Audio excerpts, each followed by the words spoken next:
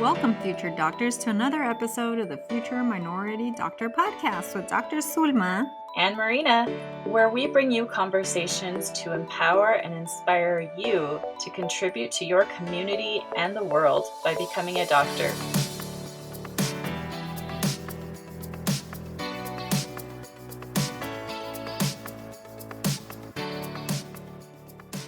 Hello again, everyone. Thank you once again for joining us. We're going to shift a little bit of gears today to talk about the importance of finding a mentor. I think for the most part, many of you realize how important this is. We all need a go-to person when we have questions, right? What's nice about having a mentor is that the relationship is usually informal, so it makes it easy to talk to someone. The challenge that many students faced, as did I, is how do you find a mentor along the way? Today, Dr. Marina and I will share what we learned along the way. Remember, neither one of us had special connections when we first started out on this doctor journey. Finding a mentor, super important, but it's one of those things that's easier said than done, I think. I definitely had some trouble with this one when I was in college, and even in medical school, I struggled. If you're a high school or college student, where do you even start to try to find a mentor, Dr. Zoma? So, first things first, we have to start with asking a couple of questions to ourselves. First, what makes the right mentor for me? Know what your future goal is. If you have been following our podcast, the ultimate goal or long term goal is likely to become a doctor. I know at this point, many of you are thinking, so I have to find a doctor as a mentor? How am I going to do that? Well, we will talk about that later, but I think we have to break down defining your goals as well. I would suggest starting out first with short term goals. So, if you're in high school, your first short term goal is to get into college or university, right? So, at this point in your life, thinking about a mentor that can guide you into getting into college is absolutely important. This person does not have to be a doctor. This person will likely be an individual who is in college or has gone through the college process already. For some of you that have been involved in sports, music, or some other extracurricular activity, you may be more focused on using this skill to get a scholarship to get into a university. So, in this case, a suitable mentor for you will be one that is involved in your skill set and is familiar with college. So, you would want one that does both. So, when I was in high school, the mentor I had was actually my history teacher's wife, and she kind of guided me what courses I needed to take while I was in high school to get into college. I also had a friend who was 2 years older than I, and she had already started college, and I would go to her as well to ask her questions, and she would also provide some suggestions for me. And then around the time that I was in my senior year, my brother was actually already at a university. So he helped me fill out my college application and my financial aid applications. So as you can say, it wasn't really anybody formal per se, but these were my mentors in high school. Mhm. What about you, Dr. Marina? So, when I was in high school, I was really involved in cross country and in a club called the Future Business Leaders of America. Through those two things, I became close with some teachers and also some students who were in grades above me, and they really helped me to figure some things out. My coach and my advisor were there to answer general questions about applying to college, and they actually ended up writing me letters of recommendation to college. I heard the inside scoop about AP classes and AP tests, the SAT, and also the college application process from friends who were a year or two ahead of me. And those were the friends that I got to know through these clubs and these sports. So, through these coaches, these teachers, these friends, I was able to piece together a lot of information that helped me when it came time to apply to college. In fact, funny story, I had never even heard of Stanford University until my junior year. And I heard about it because a girl a year above me who I knew through the FBLA club applied and got in. And we weren't super close, but because of her, I ended up looking into Stanford as well as Berkeley and a lot of other great colleges and applying to many of them. So, if you're in college, there are probably many short term goals. Some include learning how to study in college, finding research, studying abroad, managing part time work with study time, planning how to budget finances and minimizing college debt, volunteer opportunities, application process to medical school, MCAT prep. Phew, that's a lot of stuff. Hmm. So, as you can see, you may need a couple of different mentors along the way to help guide you. Great point, Dr. Zulma. It would be hard to find one person who can help guide you on everything you just mentioned. For example, you might have a professor or a TA or an RA who is not a doctor or even in the field of science, but they can help you find a part time job on campus or help guide you through the process of doing a study abroad program. But they don't have a clue about how to help you with the MCAT or apply to medical school, and that's okay. Find someone that can help you with one thing and someone else to help you with another, etc. You don't have to have just one super mentor. Agreed. So then the next question you want to ask yourself is, who do I look up to? This question is really important to ask yourself when you're finding a mentor. I feel that it keeps you motivated if you look up to this person. This person becomes a reflection of what your future may be like. Again, as we discussed earlier already, there will be several mentors along the way to complete your short term goals. I would, however, keep in mind that one of the many mentors will hopefully be someone that you look up to. Yeah, that reminds me of a few people I met in college that I looked up to and offered me help when I needed it. One was a woman who I met through my church in college. She was a political scientist and she had a really impressive career. She was a mom. She was really kind, wise, and an encouraging person all around. Now, she wasn't a doctor, but I looked up to her because of all those things. And around the time I got married, when I was still in college, I started to have some doubts about whether or not to push forward with my plan for medical school. I really started to wonder, is it really possible for women to balance being a doctor with having a family? So I went and talked with her, and she didn't tell me what to do or have answers to all my questions, but she encouraged me and she served as an example of someone who could have a fulfilling career and family life. And so that was really important to me at that time. Dr. Zulma, once you have an idea of what you're looking for in a mentor, where can you go or what can you do to actually find one or a few, as we mentioned? So, research, research, research, that is what my answer will be. What you want to first start out when you're doing your research is you want to look at your existing network. You may think you don't have one, but even in high school, believe it or not, you still have one. Maybe you want to start out by asking friends. And by that I mean your friends might have family members who may be able to help you. You want to ask family if you have any, maybe teachers, coaches, school counselors, or professors. There's also a high school program called AVID. I know it's not at all high schools, but many of them do. And it's a college prep class that helps high school students. Well, that program usually will have college students come in to help tutor the kids. So if you end up clicking with one of those tutors, maybe that could be your mentor. Again, remember, you're in high school, so your goal right now should be just to get into a university or college. You can also ask perhaps your church members if you're involved, or even work wherever if you do have a part time job as well. Next, what you would want to do is research outside your network. So, there are many mentoring programs in your community and in the nation, but you have to do your research. It may not necessarily just come to you. So, if you're in high school, some examples can include volunteer organizations in your community, Big Brothers, Big Sisters of America, the LEAP program, that's LEEP. Colleges and universities in your city tend to offer mentorship programs for high school students, especially for minority students. Look it up online. Also, ask your high school counselors, teachers, or coaches. They're likely familiar with some community based mentoring programs. Literally, what you have to do is just go onto Google, type in your city and mentoring program, and see what pops up. So when I was in high school, I actually we didn't have Google back then, but I started looking around and asking, and I came across a program called Mana, which is for Mexican American women, and and they have a mentorship program. And I ended up getting involved with it, and the positive outcome from that was that I even ended up getting a scholarship from them to help me towards college. So, Marina, what was your experience like when you were in high school? Yeah, that's great that you were able to get scholarship, by the way. That's wonderful. I can't recall any specific mentoring programs in my hometown, but I did participate in a program called the NASA SHARP program. It stands for the NASA Summer High School Apprenticeship and Research Program. It's a program that basically gives underrepresented students interested in science, technology, engineering, or math an opportunity to do a paid summer internship in a research lab.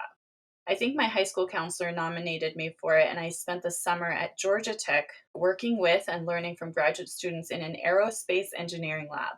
It was such a great experience. I got to study the physics of how air flows around an airplane's wing and allows the plane to fly, and how the wing can be engineered to change that airflow. So, through this program, I met some people that served as mentors for me. One of the graduate students in the lab, in fact, was a female, so I got to see firsthand that women could be aerospace engineers just like men. These mentors helped me to understand what college life was like, what research in an engineering lab was like, what graduate school might be like in a variety of different fields. I also learned some things about the college application process. It was overall a great experience. In fact, the program is still around if you're still in high school and interested. That sounds so great. What a cool program. I wish I knew about it. I probably would have wanted to do Yeah. that as well. Uh huh. Again, I think what the main point to take away is there's these programs that exist, and many times we don't know about them. So I probably could have applied to this program, but I didn't know. So research, look it up, look online, and you'll be surprised what's out there. So now, if you're in college, given this is a time you're preparing yourself for medical school application process, having a mentor in the medical field and another one in the area of research will be important. Sometimes this may be one person that does both. Aside from these, you will also likely have other mentor like relationships that help achieve your other short term goals. I would say go ahead and first start by looking at college affiliated programs. Most of all universities have student organizations that are geared for specific minority groups wanting to be doctors. These are a great resource. Since they're already established on the campus, they usually have many ties with local medical schools. Lots of opportunity to find a mentor there. Many of them also have an established mentoring program. And if one doesn't exist on your college campus, well, then start one. Think about how that will look like on your medical school application. You also can look at volunteer opportunities organized by other school organizations on your campus as well. It doesn't necessarily have to be medical based. And then also find research on your campus that you would like to participate in. This is an important part when it comes to applying to medical school. While doing research, you will work very closely with a professor and or a graduate student who can also become your mentor. You can also look at internship programs that are offered by your college as well. And also getting to know your financial aid counselors. You'll establish a relationship that can really help guide you through college financing as well. And then there's college guidance counselors as well. And then you also want to look into non-campus affiliated mentor programs. So that means, and they may not necessarily be at your college campus. So there are programs like Mi Mentor, which is a Southern California doctor mentoring program. There's another program called Flying Samaritans. So this is a doctor volunteer program. There's LMSA, which stands for Latino Medical Student Association. And this organization is found on a lot of the medical school campuses. And then there's another organization that you can find on a medical school campus called the Student National Medical Association. And this is an African American medical student program that you can find as well. So search to see if in your local medical school has a mentor program, and you'll be surprised what type of mentors you can find there as well.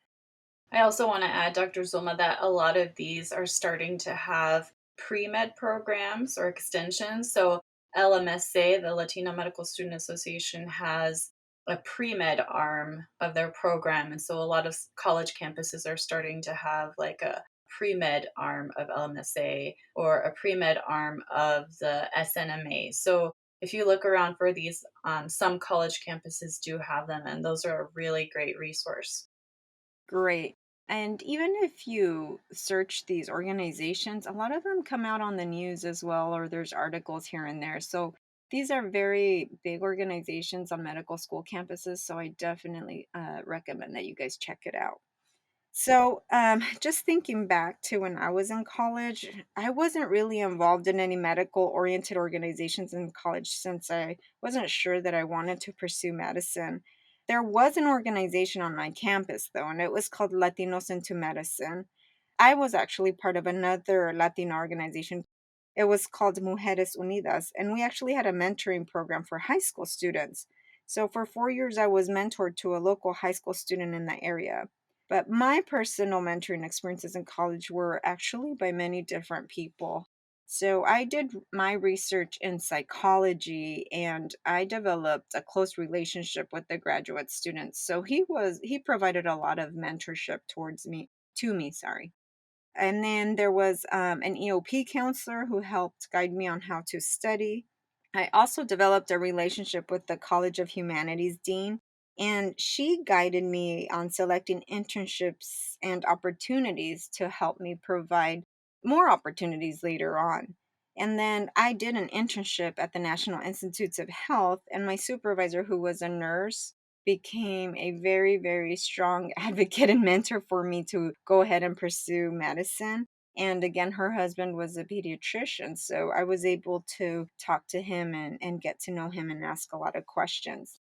I also worked while I was pursuing medical school, and I met two doctors, Dr. Hagen and Dr. Nick, and they both also helped me, guide me, and encouraged me along the way as well. And Dr. Hagen was actually a mom of four. So when I was able to see her as a pediatrician, she had four children and she was doing it. It really also, like the point that Dr. Marina mentioned about whether you can be a career woman and a mom at the same time. So that really gave me at least a visual image that this was possible for me.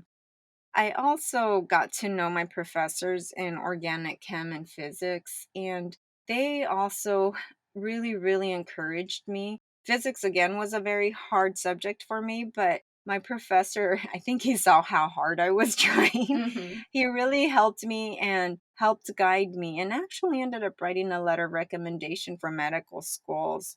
So most of these people, as I said, will can write letters of recommendations for the medical school application process. I'd like to also add that even when you get into medical school, mentoring is so important. And I think even after medical school. Uh-huh. But when I was in medical school, it was literally oxygen in my survival. I really don't know how I would have made it without my medical school mentors. What about you, Dr. Marina? Can you share some of your mentoring experiences in college? I really wish I hadn't been so shy in college. I think you're more of an extrovert, Dr. Zoma, and I'm more of an introvert for sure. There were a lot of resources that I did not take advantage of, which really is a shame looking back. I think that since I didn't have the best science grades, especially my first 2 years when I had to retake some classes, I didn't want to talk to a pre med counselor or a mentor because I was sure that they would look at my grades or talk to me about them and say, are you sure you want to do this or don't waste your time? Or I thought that maybe they would just discourage me in general. So if you're in the same boat, please don't make the same mistake I did. Go and look for programs and people that exist to help you. There was one professor, though, Dr. Barr, who I got to know pretty well in my junior and senior year, who became a mentor to me.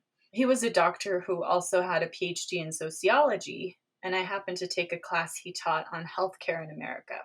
I later took another class from him on gender in the professions, and I really loved his classes, so I went to talk to him and shared with him my career goals, and he was very encouraging.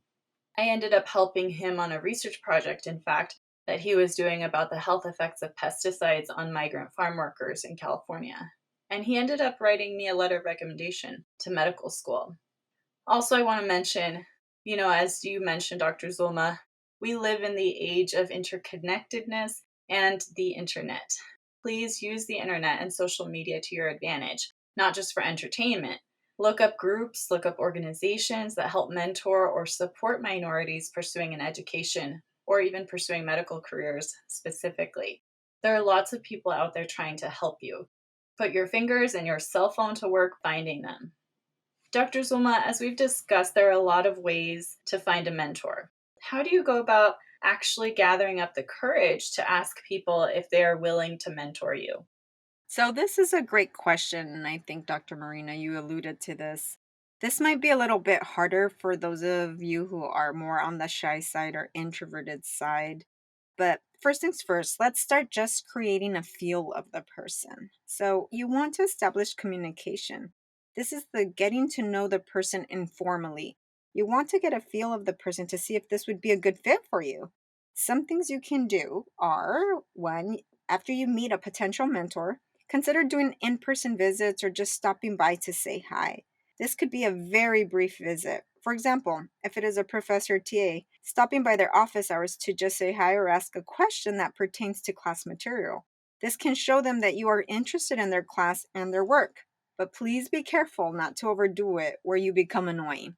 Definitely. And like I just shared, the way that I was able to get to know my professor was through taking his class.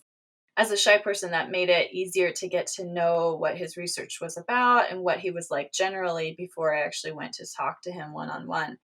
If you have a teacher or professor who seems like they might have shared interests or might be able to help you, this is a great excuse to connect. Go to their office hours and talk to them. You'll get to know them and they'll get to know you, and this can be a great way to get a foot in the door to mentorship. After graduating, I also worked in the lab of a professor who had taught my immunology class. So I used that connection from having taken her class to get that opportunity. Great. Thanks for sharing. And exactly, those are, even if you're shy, like Dr. Marina mentioned, it's a start. Just start by just visiting during office hours, and from there you'll get more comfortable where you'll be able to have more conversations with your TA or professor. So now too, I'd like to mention that it's okay to open up as well. Sometimes potential mentors may ask you about where you're from, what life was like growing up, your family. I think it's okay to open up as I feel it creates a stronger bond between you and your mentor. You are in control of how much to share though, and only share what you feel comfortable with. This will really depend on the mentor. I shared a lot with some of my mentors, but there were other mentors that I didn't share so much. You also want to research the person of interest to see if he or she has ever done any specialized work or has gotten any type of special recognition.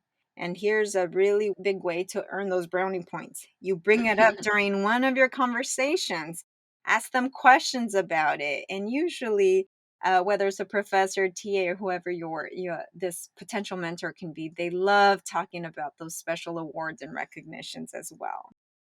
Now, given our current times with COVID, it could be a little bit more challenging since you can't really do the in-person visits. So I think for now, communicating via email or doing a Zoom meeting is just as fine. If it's via Zoom, respect the mentor's time and ask via email when would be a good time to talk. Perhaps a phone discussion can also work in the meantime. I will say though that if you communicate with Zoom or phone, it's much better than emailing alone. It's important to hear and see the person as it can create a stronger bond. Sometimes with email alone, the tone can be misinterpreted and not help really create that strong mentoring relationship that we all look for. I totally agree. Email communication is complicated. It doesn't carry tone, it doesn't carry facial expressions, and all of that stuff. So if you can do a Zoom or phone call, it's so, so much better than just email alone. So after you've gone through all that, now it's time to ask. So after getting to the person and feeling like it's a good fit, you want to kindly ask. Things you'll want to consider when you ask are one, tell them what has inspired you to see them as a mentor in your life. Let them know about what your future goals are. Also, respect their time and ask them how often they would be available and that you are willing to work around their time. Ask them what is their preferred type of communication, whether it's email, phone, Zoom. And then on the flip side, if they end up turning you down because they're not available, it's okay. Still thank them for even considering and for their time. Remember, people may sometimes turn you down not because of you or anything you did. It usually is because of their own personal obligations that they do not want to give you the short end of the stick because you deserve better. Please do not take it personally.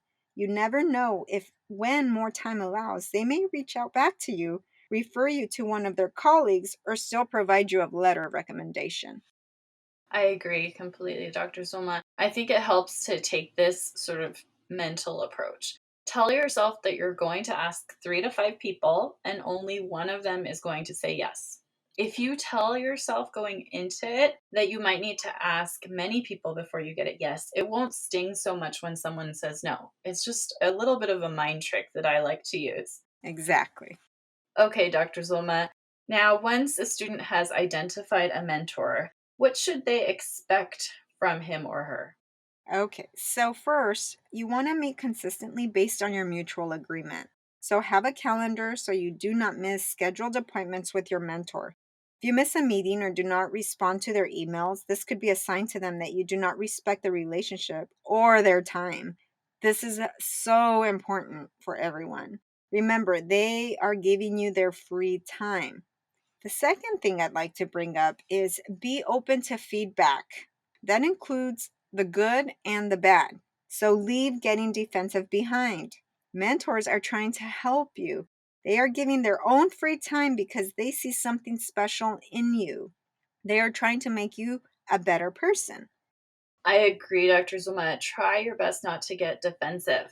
Now, that being said, there are some situations where you might get discouragement from an advisor or a mentor. What do you do in those situations?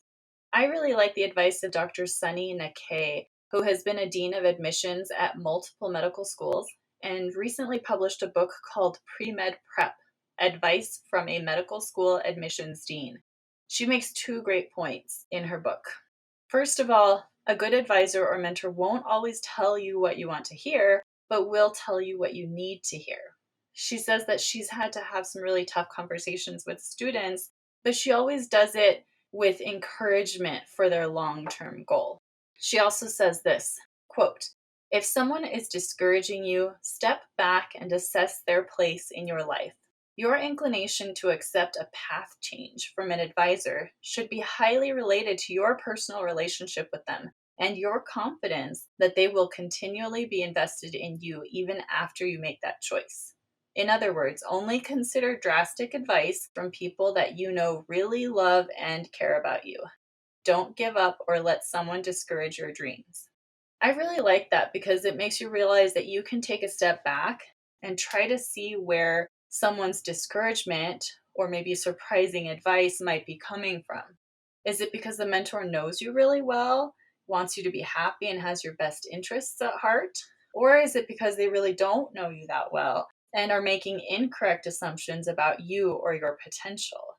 If you find that it's really coming from a place of concern and wisdom, you will want to take it more seriously than if it's not. That doesn't mean that you have to follow the advice, but just consider it honestly and carefully. Great, great advice. So, I mentioned in one of our previous podcasts that my high school counselor was not so supportive. So, again, even though he was a Latino counselor, given he was not so supportive, I don't think he had my best interests in mind. So, Mhm. at that point, you choose, this is not the type of mentor I would like. So, you can make that decision to not, even though say there is a relationship established, if you need to take a turn, if you don't think someone's in it for your best interest, it's okay to walk away. Yeah. And they might just not know you very well. Like I mentioned that I was scared that if I went to a, a pre-med counselor and they were to like look at my grades, they would be like, you shouldn't waste your time. Go go do something else. But even if that had happened, I would have to remind myself they don't know me. They don't know the perseverance, the grit, the persistence that I am capable of. And so you really have to take advice with a grain of salt.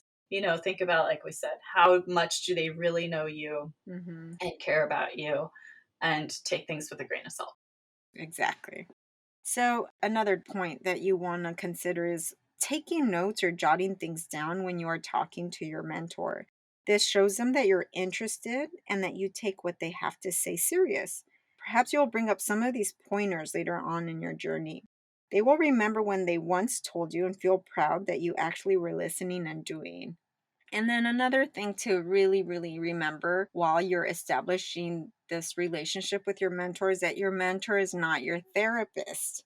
While Mhm. you are likely to share some personal things with your mentor, you do not want every encounter to be about a personal situation or crisis you are trying to resolve. Your mentor is focused on giving you the help to achieve your goal. They do not necessarily want to hear your problems about everything else at every encounter. Some mentors are more open to hear personal problems if it affects your goal. Just remember, as we've said before in previous podcasts, please see a therapist if you are struggling with mental health issues. Anything else you'd like to add, Dr. Marina, based on your experience? Yes, just one other thing. I mentioned that I was really shy about seeking advising and mentorship because I was afraid that I would be discouraged. Please don't let fear get in your way. Go out there and do whatever you can to get the help and support you need to reach your goals. There are more people out there than you think there are that want to help you. And importantly, nobody ever does anything big truly alone. We all need help and we need support. So go out there and find it. You might face a little bit of rejection, you might face a little bit of discouragement, but overall, you are going to find mentors and people that want to encourage you and support you in your goals.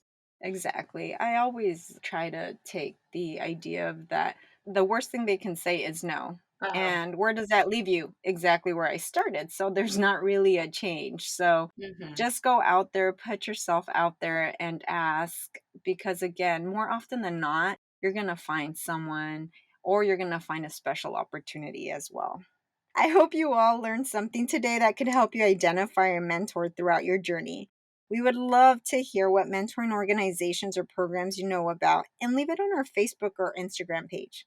We would like to create a community of mentorship programs to share nationwide. The more we work together, the better we will all be. If you like so far what you have heard, please follow us on Instagram and Facebook as we always mention. Please leave us your suggestions and feedback. Let us know what you want to hear about.